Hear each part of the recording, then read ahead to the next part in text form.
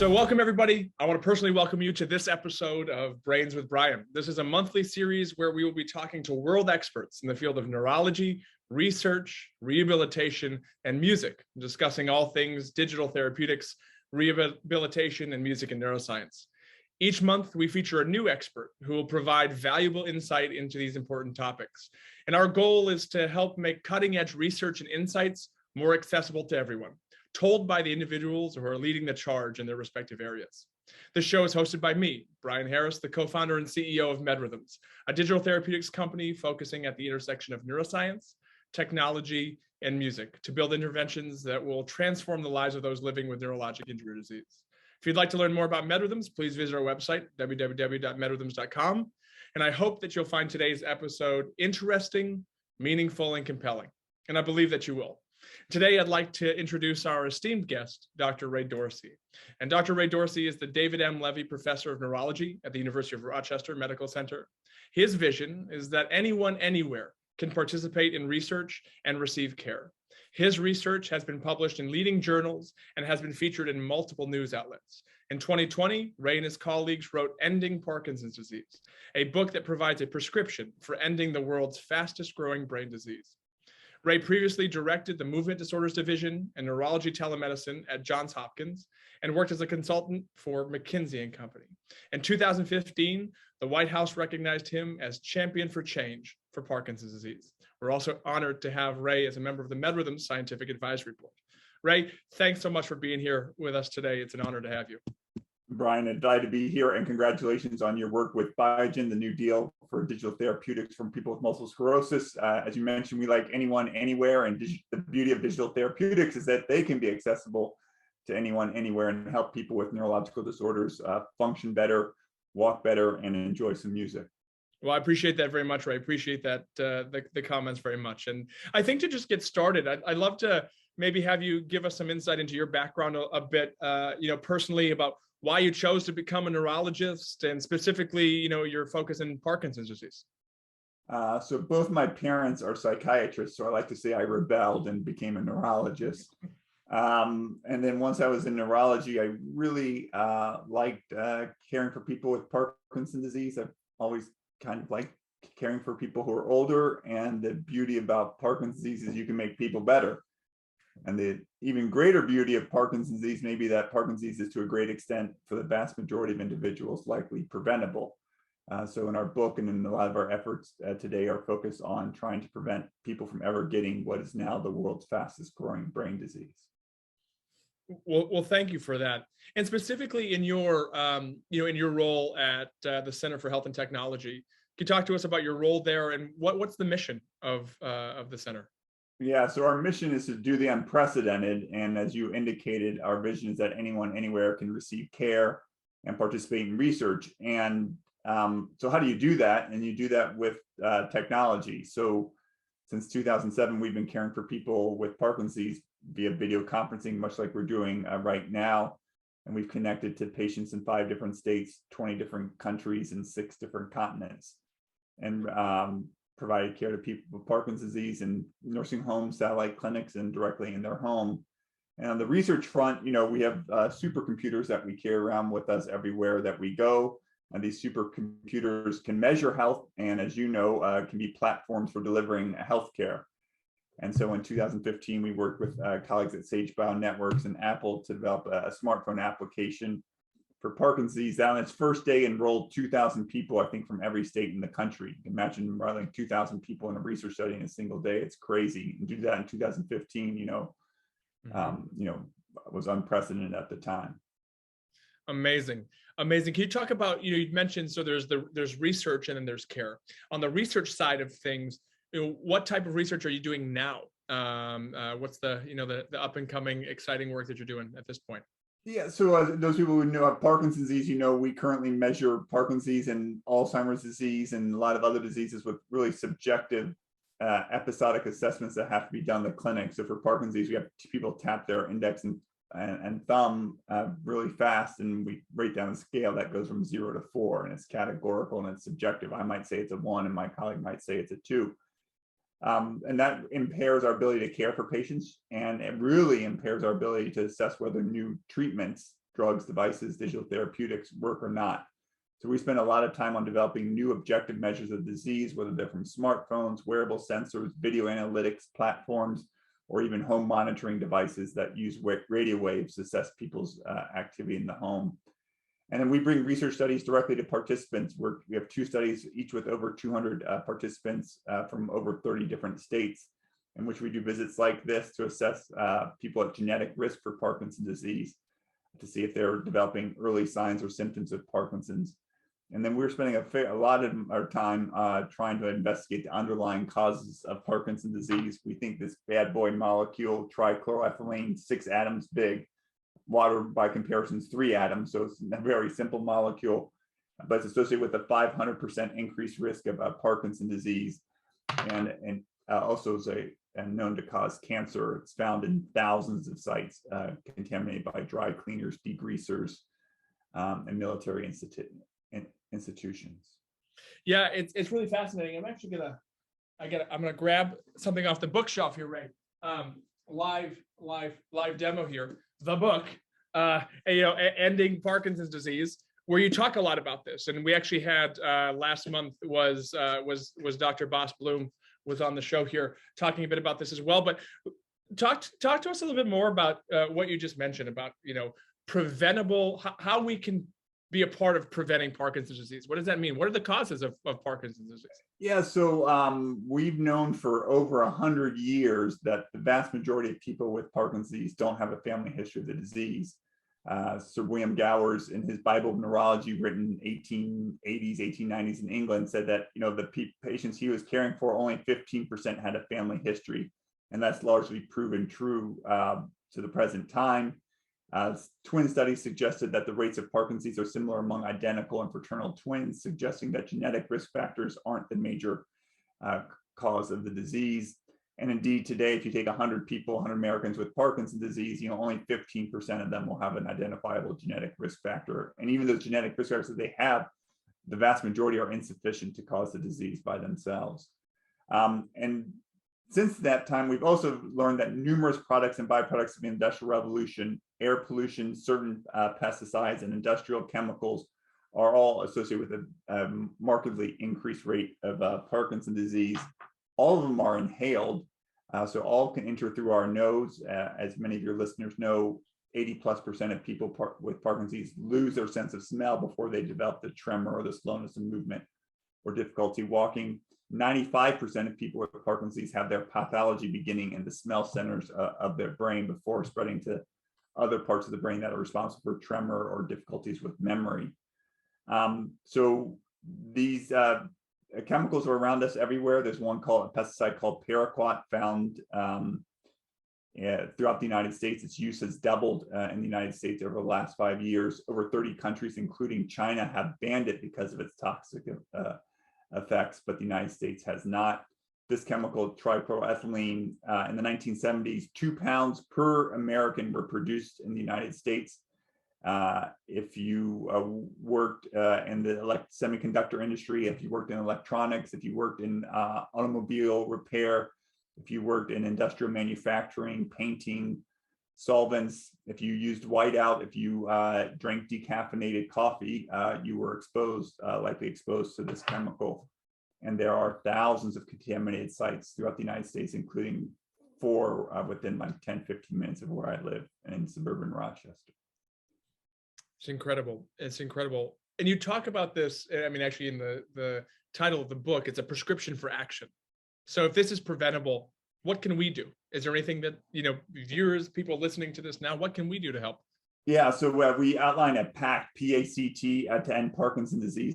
The first part of that PACT is to prevent the disease. And the first response to any emergency is to contain it. And right now we're only fueling the rise of Parkinson's disease by continued use of these chemicals that we know are linked to the disease, that have been around in the case of paraquat for 70 years, and in the case of trichloroethylene for over 100 years.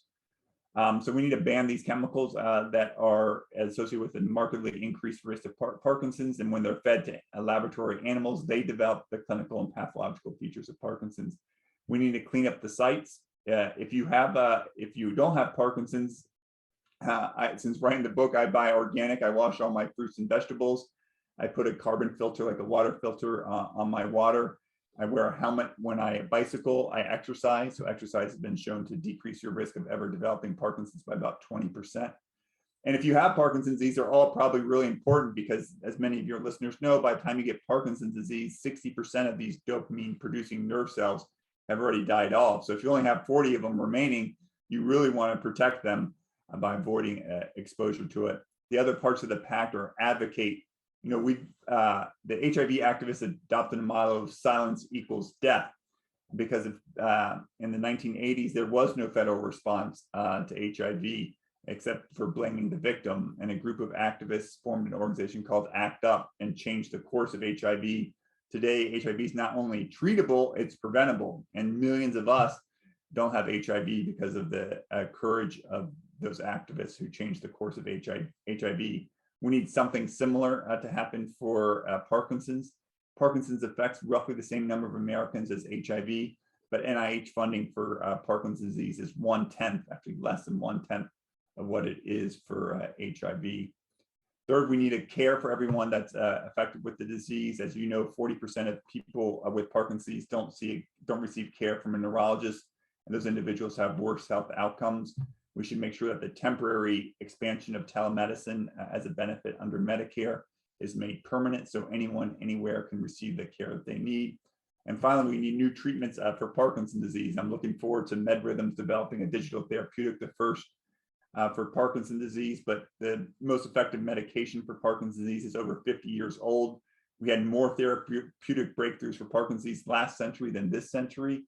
That's clearly not acceptable. We need to change the course of our treatments. So we need better measures so we can get better treatments faster.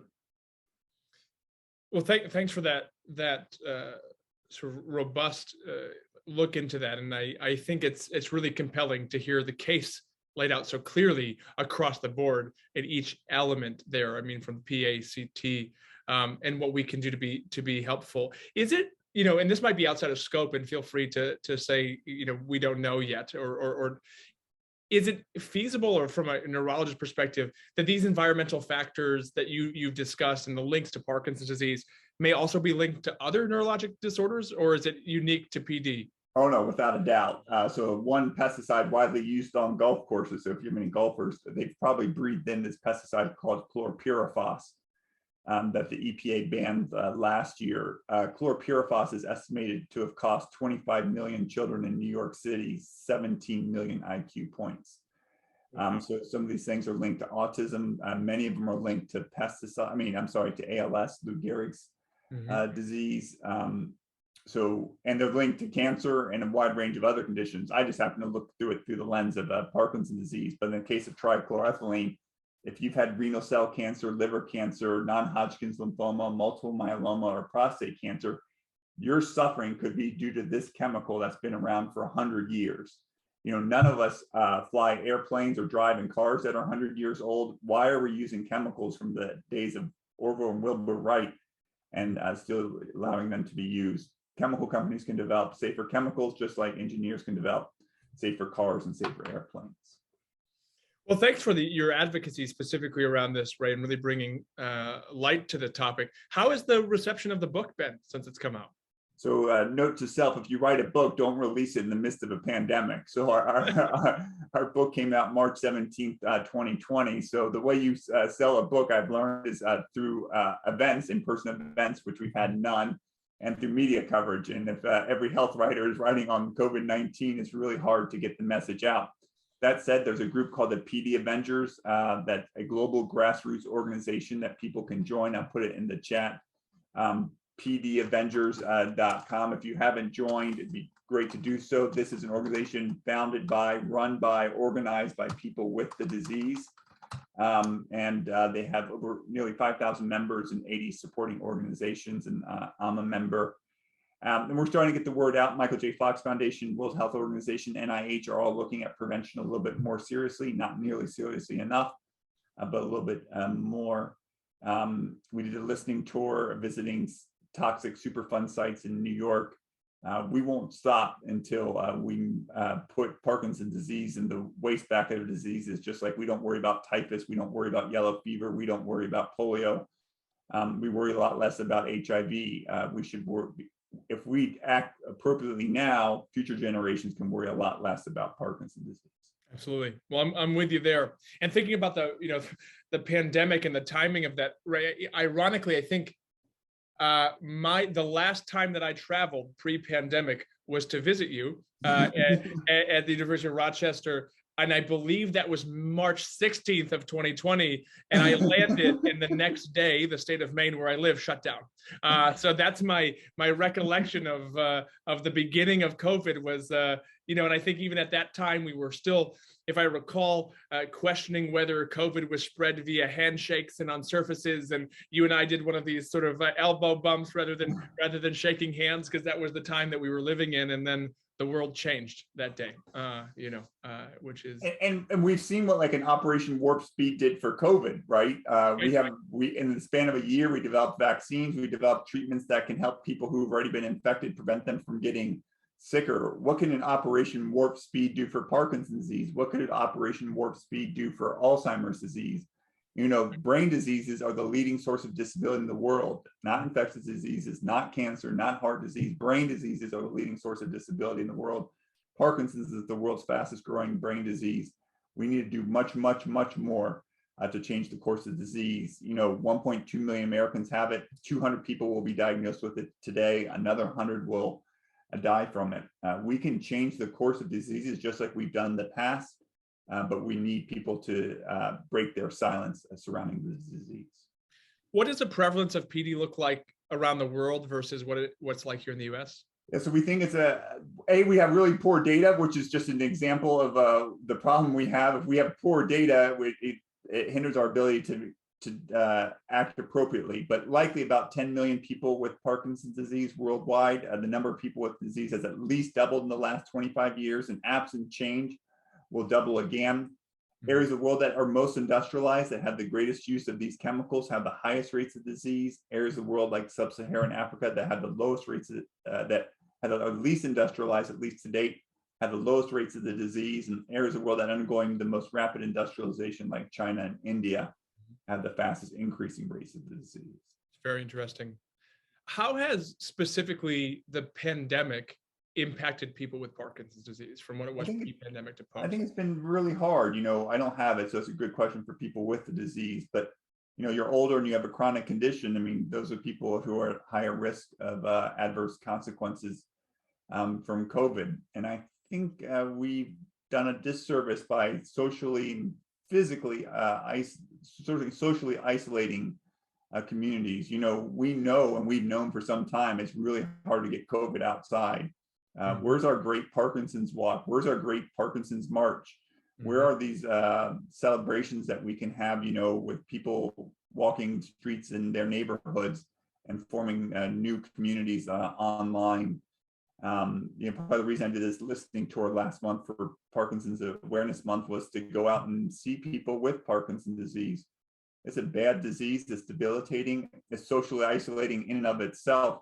And you add COVID on top of it, it's a huge burden for the people with the disease and people caring for them.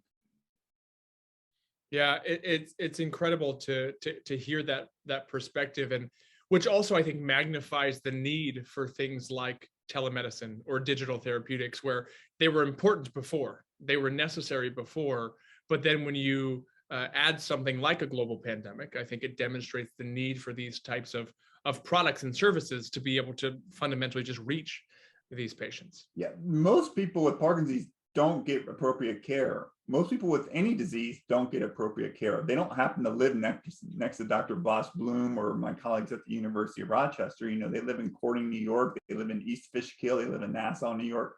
There just aren't neurologists and aren't Parkinson's specialists. And even if they are, they're often inaccessible at 6 months wait time.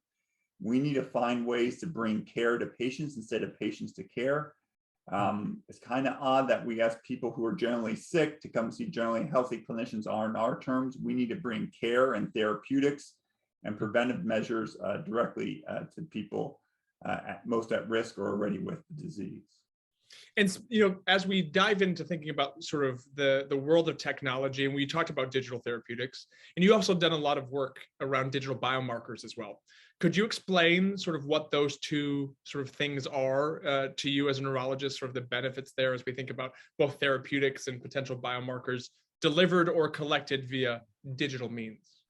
So if you think about the way we deliver care right now, everything is focused around hospitals or clinics. So if you get your annual physical, you travel to a clinic to see a physician or a clinician. You have your health measured there. You get a blood pressure reading, you get a cholesterol reading, you get a blood glucose measure. And based on those measures, many of which are subjective, infrequently done in an artificial environment, clinicians prescribe therapies for you. That strikes me as kind of odd and kind of outdated. People are using these devices to measure their health all their time. People can get measurements on their heart rate and abnormal heart rhythms today. Mm-hmm. And you could form a closed circuit whereby these devices now serve as a platform for one, measuring health, and then two, delivering a healthcare. We wrote a piece where we said that the new platforms of healthcare are not hospitals and clinics, but digital devices. And just like, for med rhythms, you could measure their health in terms of their walking ability and deliver a personalized digital therapy based on their walking through a device that 80% of Americans have. The analogy I draw is like for diabetes, you used to get your insulin dosed on what your blood glucose was when you measured it in the clinic. Right. Then you measured it at home, then you measured it multiple times at home. And now you have continuous blood glucose monitoring done and an insulin pump that gives you the amount of glucose and insulin that you need based on your blood glucose level, not based on whatever an assessment that your clinician did and not based on an assessment that you're doing. It's an entirely invisible process to you. It leads to better health outcomes. It leads to fewer complications. It leads to longer, healthier lives for people with diabetes. Yeah, and even as we think about the correlations to even what we're doing in med rhythms, as we think about walking, right? As a neurologist in PD and similarly in MS, walking is actually an important way by which you diagnose and prescribe care to people. And what you see is the assessments when you see them once a year or once every 6 months or whenever that might be, and you're making decisions about that isolated information. And so we think about, well, if you had a real-time data or even data mapped over time about what somebody's functioning was over time versus that day, could be compelling for you as you make decisions as a clinician as well.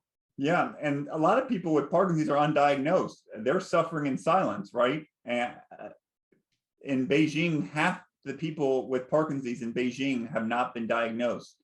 The last study of that kind that was done in the United States suggested that 40% of people in the biracial county in Mississippi were undiagnosed with Parkinson's disease. In rural Bolivia, it's 100% of people with the disease. In Rotterdam, which has the lowest undiagnosed rate of any study done, is 12%.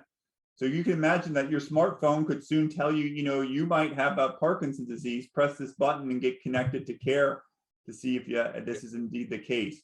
We are completely underutilizing, being under-imaginative, and not seeing a world whereby more and more people can get appropriate measurements of their health and appropriate care without ever having to step foot in a clinic or hospital.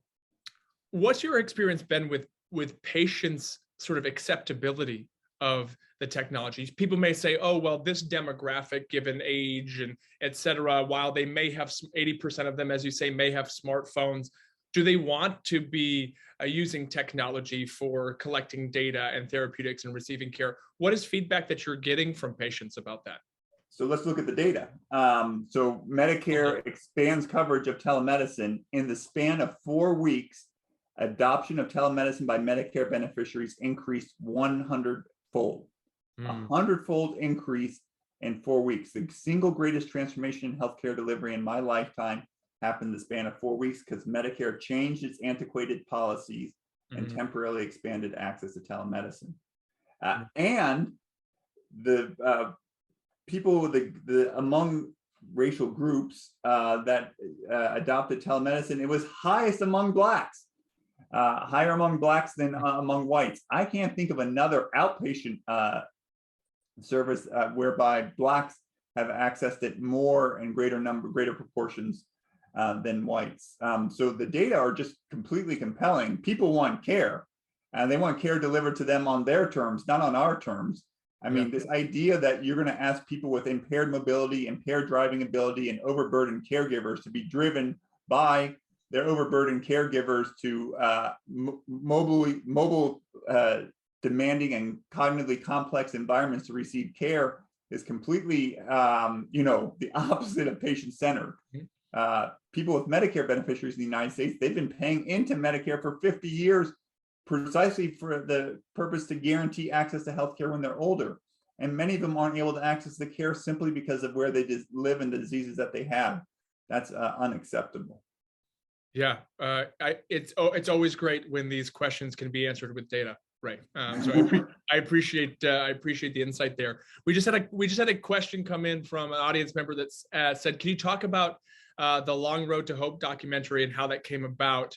Was it sort of planned as part of the book launch, or did you partner with Roche after for that?" Thank you very much for the question. If people go to parkinsontv.org, you can see a documentary that we created. Boss Bloom, who you had on last month, is the senior author of the book, created Parkinson TV, which is like, he said, lots of people have a lot of similar questions, about constipation, about walking, about depression, about what foods to eat. So in the Netherlands, he created live TV, Parkinson TV. I think it was Tuesday evenings for half an hour, in which people could tune in to learn more about Parkinson's disease. So we imported his model, Boss and I brought it to the United States, put it in English, and created Parkinson TV. Our last effort through an educational grant from Roche provides the story of the Long Road to Hope. I think profiles 15 individuals from around the world who have Parkinson's disease, and it talks about different elements of the PACT, prevention, advocacy, care, and treatment that are features of their lives.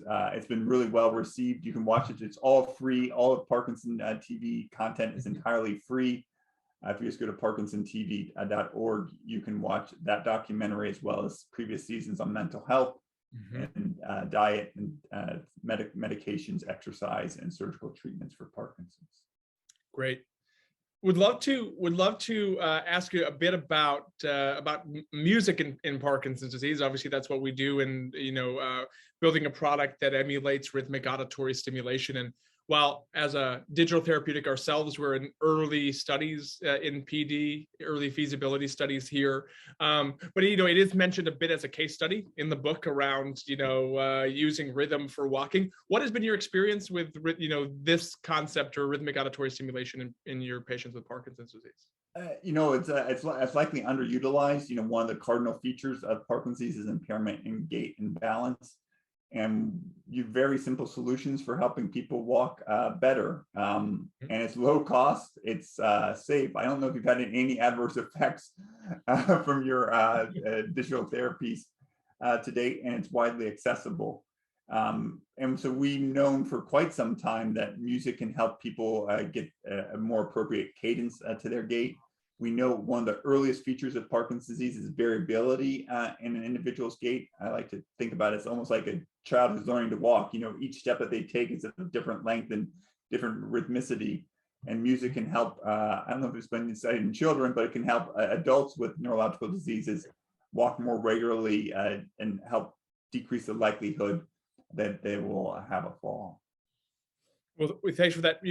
Related, what's your favorite music, right? You're talking to someone who's not like a huge musical fan, but I like Johnny Cash, and I like for the musician formerly known as Cat Stevens. So those are the classics. My favorites. The classics. Well, thanks for that that insight. And I think just as we, I guess two things that I'd love to know as we wrap up here our conversation is, you've talked a lot about the future of PD and what that should look like, and the future of PD care and what that should look like in the steps that you're taking there. What research do you think is next? What questions need to be answered for us to sort of take the next step, or what are the biggest questions to be answered here? I think we have a lot of answers. The question is, are we going to summon the will to end the disease? We know that paraquat increases the risk of Parkinson's disease. There are, I think there are thousands of studies from investigators from around the world who've looked at paraquat, why the United States continues to use it, why we have not only continued to use it, but we've doubled our use in the last 5 years, why we use it on corn and cotton and grapes and vineyards is crazy to me. Why we're having people suffer with a debilitating disease for the last 20 years of their life and asking their caregivers to support them. Why we ask Medicare to spend $25,000 per person on the care for people with Parkinson's disease, or which amounts to $25 billion a year that Medicare spends. And we only spend 1% of that much, $250 million from the NIH on investigating the causes and treatments for the disease. We have the evidence. The only question is, are we willing to act? And I'm making it a big part of my life to make sure that we do act. But no one really cares what a neurologist says, but they do care what 1.2 million Americans and their friends and families say. And if they make their voices heard, we can change the course of the disease, not just for the people today, but for future generations. The analogy I like to draw is, think about Mothers Against Drunk Driving. They could have said we need better ambulances or better trauma centers or better spinal cord injury programs. They said we need to stop drinking and driving. We've suffered enough and we don't want other people to suffer again. And we need to do the same thing for Parkinson's disease. And I can't think of a better gift to future generations than a world that's healthier and freer of diseases like Parkinson's. Well, Ray, thank you so much. And thank you for being here. And thank you for the work that you do with your passionate advocacy for this. It's an honor to be working with you in this way, to have you part of this journey with us. And I know that the millions of patients with PD will thank you as well as we move forward with this. So appreciate your work. And thanks for being with us today. Thanks. And if anyone can't afford a copy of the book, they can email me at info@endingpd.org. Just send me a mailing address so we can mail you a copy. Otherwise, you can get the book on Amazon. All the authors are donating all of our proceeds to help end Parkinson's. Yeah, well, thank you, Ray. And for all those joining today, thank you for joining us for the conversation. Keep an eye out for our next episode in June, where we'll be announcing our next guest very soon. And as a reminder, if you'd like to watch this episode again, or you'd like to learn more about MedRhythms, check out our website at www.medrhythms.com. And thanks again for tuning in. Thanks, Brian. Thanks for all the efforts that you're leading. Thank you.